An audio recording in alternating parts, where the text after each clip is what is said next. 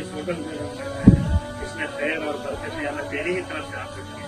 तो इसके लिए अल्लाह हर तरह की आफतों से हिफाजत,